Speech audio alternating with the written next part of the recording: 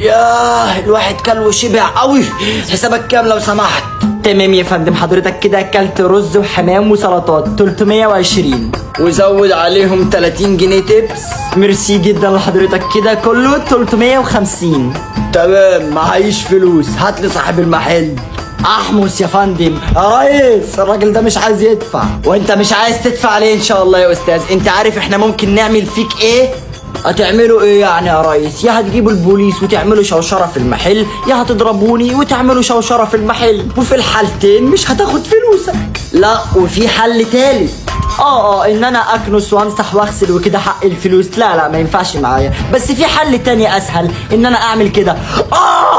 بطني الاكل بتاعكم في ايه؟ ولا مش هينفع، احنا مطعم. خلاص امشي، مش عايز منك حاجة.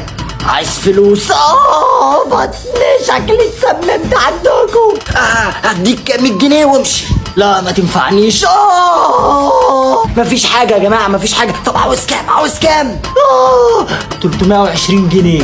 طب وطي صوتك. حاضر هديهم لك. وزود عليهم 30 جنيه تبس.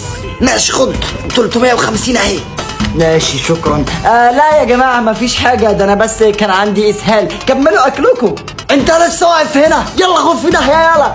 لا يا باشا انا لا اسمح. انت حسابك كام؟ 320 ويزود عليهم 30 جنيه تبس، يبقى 350. خد يا عم حسابك اهو. شفت انك ظالمني؟